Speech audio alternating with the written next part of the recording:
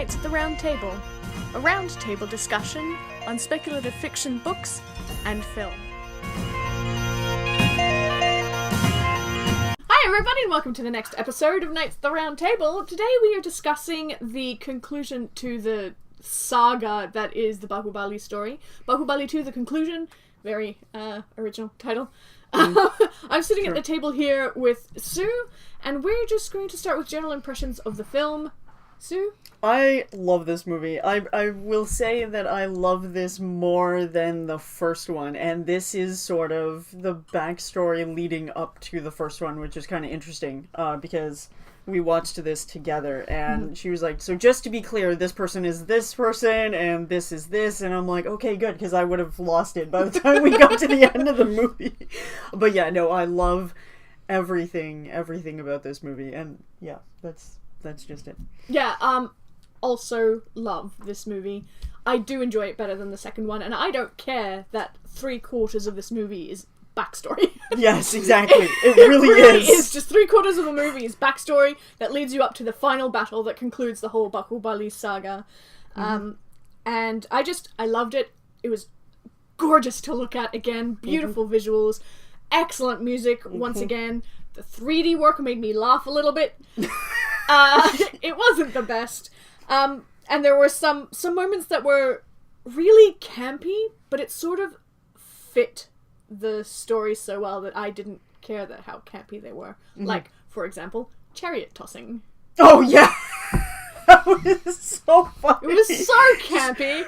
Yeah, he picks up a chariot and just chucks the thing. He's just like, Jesus Christ. And at first they don't even know, like, they think he's an idiot at this point, like, oh, because he's in the other kingdom. Oh, yeah. And so they're like, oh, this numbskull, he can't do anything. We'll teach you how to pick up a sword. And no, you don't want to touch that because that's a very dangerous weapon, like, when he's showing all the different things. And then later when the princess realizes that, okay, there's something wrong here. And he's like, I have no time to explain, and then just randomly picks up this chariot and tosses it, and you're just like, well, damn. Yeah, right? So you kind of forget, because he is playing the fool so much, to try and get closer to this princess, who becomes his wife. Devanessa, I think her name is? Devasena. Yeah. Devasena. Yeah, thank you. We'll get it right. I apologize to the country of India. Anyway, Devasena, and so he plays the fool to get closer to her, just so he can spend time with her. And he does it so well that you forget that he's kind of a demigod. Yeah. Like, you're very much reminded in the first movie, and it's not until he does the chariot toss that you're just like, oh yeah! Dude's a god! Got it! Or even in, like, one of the first scenes where the Queen Mother is walking with the fire on her head, and he just moves the rampaging elephant, you know? Yeah, he moves the shrine to knock over the rampaging elephant, and then tames the elephant and stands ends up riding him.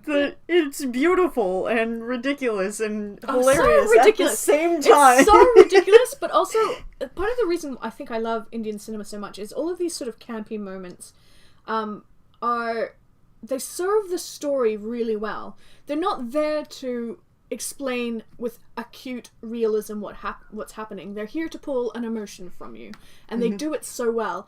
They do. The first time I watched this movie, this is my second viewing, I was like, why all the slow motion? This time around, I'm like, I get it. Like, it creates the atmosphere that you want. It creates the emotion that you want. Yeah. It's not realistic, and so I think maybe to the Western eye it's a bit weird.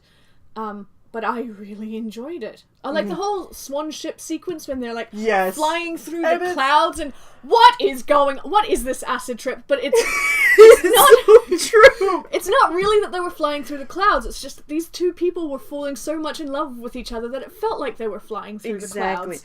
And with all of this magic bullshit happening around them. And that's something I have to say that I really loved about this movie over the first movie is that you really 100% understand the motivation behind every character in this. You know, I was at a point where I was almost crying. because the it first was time just I watched this movie, I cried twice. It takes a lot, you know.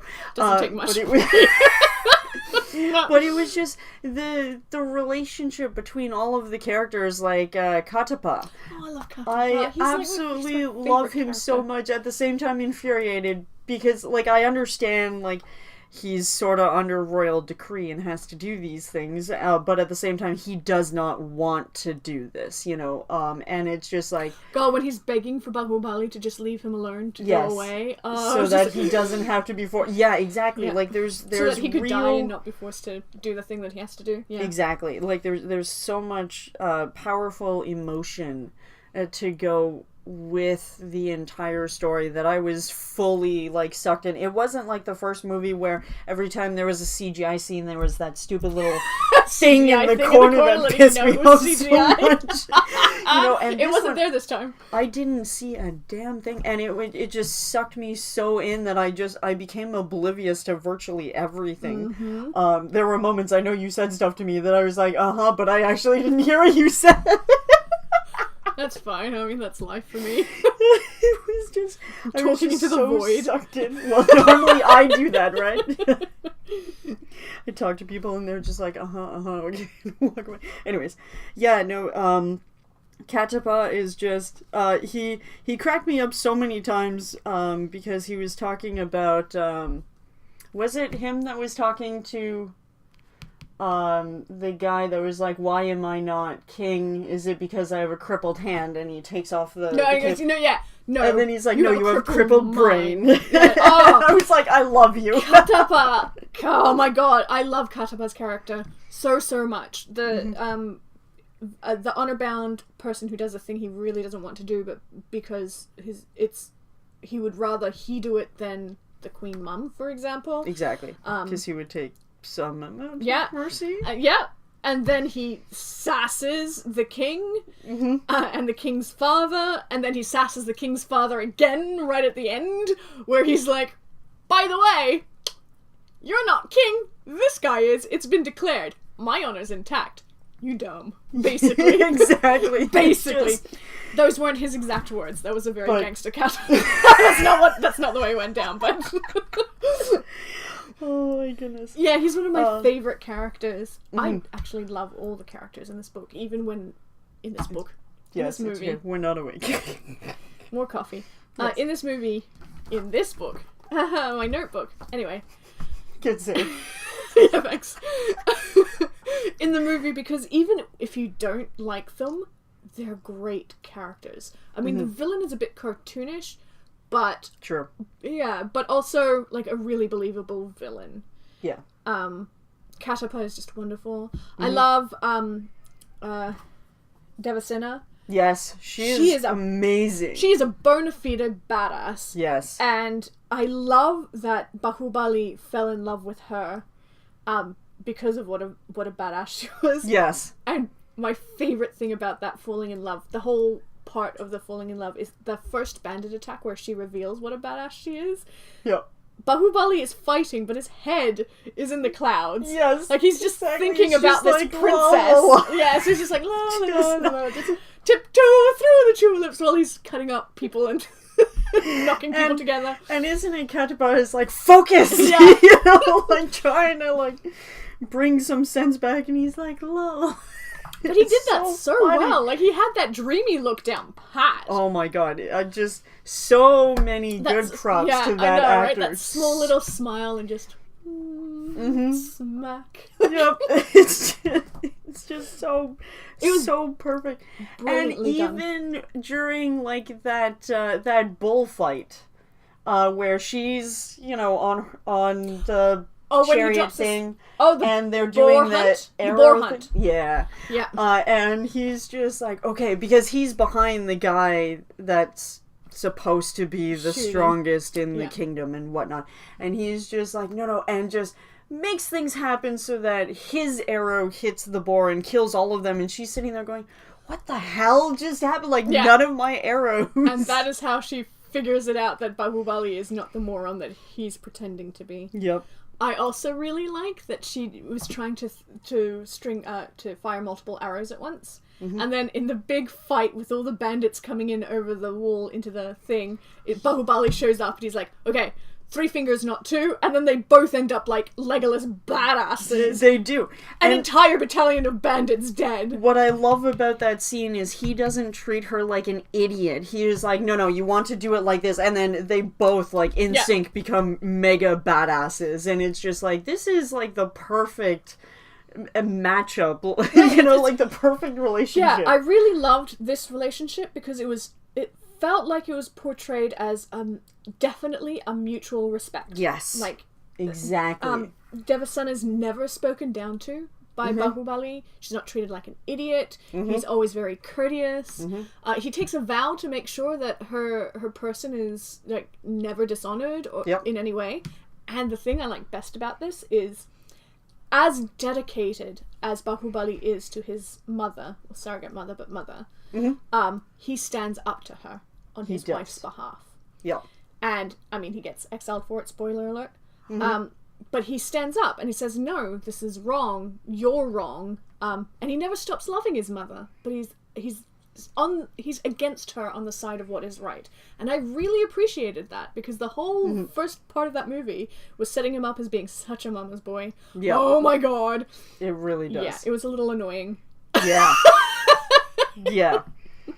And at the same time, like, you really do see sort of the dynamic of the, you know, favored child, where she loves Baahubali, gives him everything, and you really see it when Bala comes forward, like his brother, and she's like, I have gifts for you, and he's like, these are just trinkets, and this doesn't actually show real affection. Like, I don't want your, you know, scoffed off, like, I don't want you to feel bad that you're not showering me with the same gifts and I don't want you to feel bad that you've given the throne to my younger brother. Yeah, exactly. So he actually tries to be relatively humble. It's just his dad that's the one that's like, no, I should be the king, or who the hell is that guy? They're both manipulative AF. Well, because he rejected her gifts and he walked away with a gentle smile until he was sure nobody could see him, and then his face sort of fell into that evil scowl. Well, yeah, but, villain. Like, yes, but, like, he's more believable. Like, he seems to be a little bit more down to earth with his manipulation, where the other guy just seems so much like a rageaholic and... Oh, well, I mean... I'm gonna do everything. What would he be? Exactly, I don't know. The Queen's consort? Whoever he was a raging alcoholic and extraordinarily bitter who thought that he was denied the throne in favor... because his younger brother got the throne. History repeats, and he thought it was because he was crippled, but actually it was because he was not worthy. Yeah, exactly. Yeah, so I was just gonna say, I really love how they handle women in this. Yeah, I agree. One of the things that I noticed was there were many moments during the film that we kept sort of going, and this is like Lord of the Rings. Oh my god! Okay, yes! So, when they're traveling across the kingdoms, Baahubali goes out from the main empire, capital city, Mahishmati. Yes. Mahishmati. Yes. And travels the kingdom to find out how the people are doing. And some of the shots looked like they were pulled straight out of Lord of the Rings. I think at one point I screamed, "Gondor calls for aid!" Yes, yeah, she did when the water was flowing. No, that one was break the dam. When Treebeard breaks the dam for that one. But one of the other sort of movies that came to mind was just in the briefest of passing when he's like, la la la, like, you know, the ship flying scene. There was that one moment where he had his arms around her arm, like, and Titanic. I didn't even pick up on that. You're right. Just the amount of things that you're just sitting like, oh, that was really cool. You totally took a page out of this. Yeah. It was really interesting and really well done. But one of the scenes that I absolutely adored was when the bowls are used as intimidation, I think. Yeah, distraction, intimidation. Basically, Yeah. they set their horns on fire. And it looked badass. I mean, it would hurt the bull to hell, but it just looked freaking intimidating. You know, I'm like, now that is how you run an army. Right? That's how you scare an army. A bunch of flaming bulls running down the hill at them. Yeah. It was so funny. But the thing that... See, I didn't find that... The CG was questionable. But the thing that made me laugh about that scene was when... Yes! When Baahubali jumps up on the bulls and is basically like, jump, jump, jump, and then jumps across the bulls. And I'm like, oh my god, okay. Sure, why not? It kind of reminded me of, like, he's a kid again. Like, that's really what that whole falling in love thing seemed to sort of portray, is he's just, like, off in space, the starry eyes, the skipping, like, nothing will bother you. Like, it was so cute, and it really showed his compassion, and he's not the type of person that's gonna rule with an iron fist. He needs the love of the people, and he needs to have, you know, connection, and so just to, you know, feel so free and in love was just... I was going to bring this up because Baahubali is another character I really love, and it's not just because he's the hero of the thing. I mean, he is like a hero, but that's not the main reason. The main reason is it takes a different path from the heroes we're so used to seeing in Western cinema. You know, the gritty, grizzled, have very few boundaries left to cross kind of hero, anti-hero, I guess. In this instance, Baahubali is genuinely a hero. He is good to the people, he is wise, he is kind, he is compassionate, and he's also a kick-ass fighter, an extremely clever strategician. Tactician. Yes, tactician is the word I'm going to use there. No, never mind. Tactician. So yeah, he's basically the full package, but what sets him apart from the things that I'm used to seeing is the size of this man's heart. Like, yes. He's genuinely a good person in the good sense of the word good. Like, he's good. Yes, And it was nice and refreshing, because also he has that mischievous side to him that makes him act like a dolt so he can get closer to the princess. Yes, you know? exactly. That whole scene was just... That whole series was hilarious. And Katapa going along with it so well. Yeah! Oh my... It's just... There were so many good things about this. One of the interesting, weird little things that I noticed in watching this is, at the beginning, the princess has a particular symbol on her forehead, and each of the characters have a different symbol on their forehead. And it isn't until, I guess, Baahubali says, or like it's made clear that they have fallen in love, that she then has a dot on her forehead, and I'm not sure what the significance of that is. The dot is the marriage, isn't it? Is that what that's supposed to be? Because I know the queen has like a bigger dot. I don't know. Obvious. I don't know. Okay. I don't know the answer to that. Oh, I don't know. But it was just something that I noticed. I'm like, oh, wait a second, her thing changed. I didn't know what that... I didn't notice that. There were small details of stuff that I did notice, like when the consort, gets mad and turns around and throws like a vicious hook and collapses part of a pillar. The pillar? Yeah. He ended up with bloody knuckles, like they were scraped up and bloody. I'm like, that's a nice attention to detail. Well done. I actually didn't. I was paying attention to the pillar falling. Like, that was a great attention to detail. A lot of times, stuff like that is missed. They didn't miss it. Yeah. Where did I... Oh, also, they bookended the films really nicely. They did. So at the beginning of the first film, you have Shiva, who was Bahubali's son without knowing it, carrying a shrine to Shiva, the god, to the waterfall. So that his mother wouldn't be carrying 100 and something buckets of water to pour over it. And then right at the end, in the last battle, there's a similar shrine, different stone, but similar shrine. He puts his hand on it, and then it's his blood that comes down, and that sort of bookends the whole two films together. That was a beautiful detail that I really appreciated it a lot. And that comes into play where I'm glad that early on in the film you said, for the record, this character is this person from the first movie. Because by the time you get to the scene where it's the funeral pyre and she is walking with the same sort of thing after she's been stuck there for 25 years. Yeah. They just set him on fire, which was great for me. I was amused. I'm like, good, you need to die. Like, I was amused. You were burnt to life. That amuses me. It does.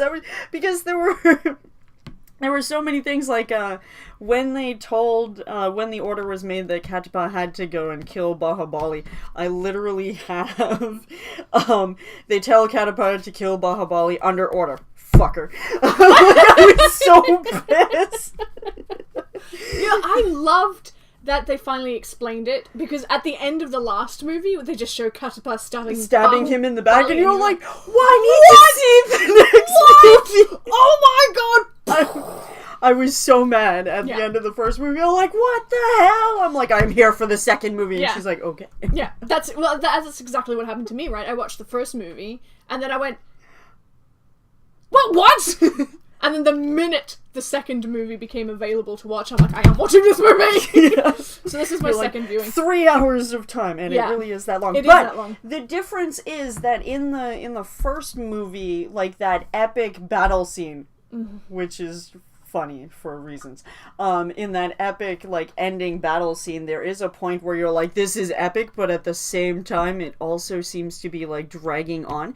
And I love battle scenes that were well done. So. In this, I did not feel like any part of it dragged. Oh yeah. In any sense of the word. The one-on-one matchup between Baahubali and his uncle was beautifully done. Yes. Yeah, it was great. That I really felt tense watching it. Also, shades of God of War again, when he wrapped the chains around his... Oh yeah, and there was also that when the brother comes forward with the chariot, carriage, whatever, that had the spinning blades, I'm like, and gladiator! Well, that chariot appeared in the first one. Yes. Yeah. But it still reminded me of Gladiator, because that was also the same scene where they had, like, all of the shields being sort of like a wall, and just... That scene, okay. The shield circle things that they made, brilliant idea. The flying one! That was insane! Okay, brilliant idea. It would never work. I mean, you would land and break your shoulder, possibly your spine, also crack your head, and maybe shatter your hip if this was something that you actually tried to pull off in an actual battle. I mean, but visually it was spectacular. It was awesome. Yes. I also like that they added the detail that not every one of those flying circle things made it over the wall. Like, one smashed against the wall and fell. I'm like, oh, those are 5 warriors that are just not having a day. Oh, there were so many good things. This movie, I mean, I wrote on Facebook last night, there's no way that you could ever stop my love for this movie. Like, I love this movie a lot. I tend to agree. With all its campiness, with all of the cheesy moments, I still really love this movie. Mm-hmm. Yeah. I also really love the giant door taking and he's just like and there's a path for the queen mum and the baby. Oh my god, that's hilarious. I was like, Jesus Christ, can you get any more ridiculous? Right, like everything was sort of up. There's yes, that's plausible, and then there's Baahubali, the conclusion. But I didn't mind in the slightest, because it was great. Yes, I absolutely agree. Yeah. Oh, I also have the there's nothing like getting wrecked by a giant tree. And I forget it. Oh, it was that when the bandits were... and he climbs up with the rest of them and then chops the thing and... Well, that was one of them, but there was another moment where the bandits are attacking and he pulls the tree up and then it falls down and smashing a whole bunch of people, lights grasslands on fire. Yes. And it's just, again, over the top ridiculous, but so good. Yeah, so good. So good. Like, there are scenes in there where I was laughing and I shouldn't have been laughing, I think. Super serious martial scenes, battle scenes, but it was so ridiculous, but also really excellent. Like, yes. So dumb, but also so great. Mm-hmm. And the story was really affecting. It was, yeah.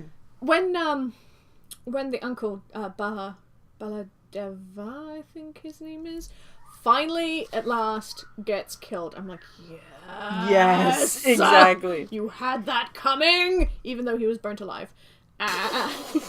Again, I was amused. I was not amused. I was vindicated. I felt vindicated. Like, yes. Because and I love how Devasena never lets go of her badassery. Even when she was a slave, like, you see her in the first film and she's a captive walking around in chains and she's just picking up sticks and throwing them into a thing. And you went, okay, well, that's a crazy old lady doing crazy old lady things. But then you find out later that it has a purpose, and that purpose is she knows her son's coming back. Mm-hmm. This is not just collecting sticks. She's building a funerary pyre for the man who kept her captive for 25 years. Yep. And then it happens. Yep. And you're like, yes, you are finally dead. Yes. Yeah. It just, this whole thing it puts everything from the first movie into a lot of perspective and does it up beautifully. Infinitely better too. Yeah. And yeah, I found this movie better than the first one. Mostly because there wasn't a single vaguely rapey scene. Like in the first one. Which I still thought those scenes were entertaining. But well, I mean, yeah. I mean, cute and weird. Yeah, but... I know where they're coming from. I know they're going for cute, but for me, it sat a little oddly. Yeah, no. I get that. I would be pissed too if I had random tattoos on me. Yeah. Like, where did you come from? Yeah. Was I drugged? Yeah, I have really nothing bad to say about this movie other than so many cheesy moments, but for me they worked because of the kind of film it was, and the CG was not spectacular. Yeah. That's all I got. Well, yeah. I mean... Oh! It's fun. And how the hell is a gold head floating? It's a solid gold head. How is it floating down the goddamn river? Yes. Okay, that's one of my gripes. There we go. That's the only thing. That's the only thing I've got.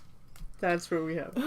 So, final thoughts and star rating. I absolutely love this. I was saying that I am probably going to find a way to buy these movies because they're just...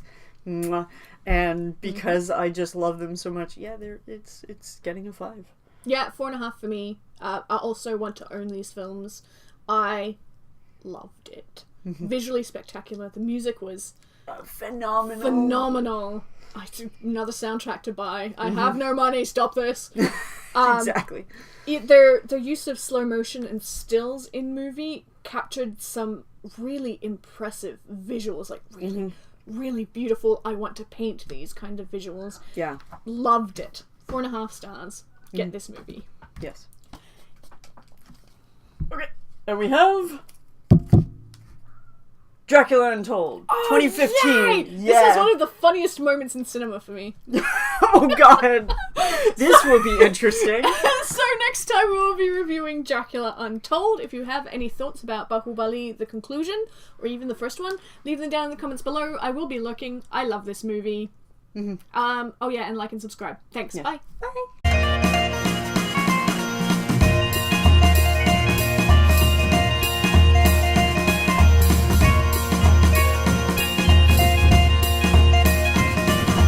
I would love a Skyrim game where it's augmented VR the way Pokemon Go is. You just walk around and then suddenly you're attacked by like a giant frost spider or something. That needs to happen. Right? Wouldn't that not be cool?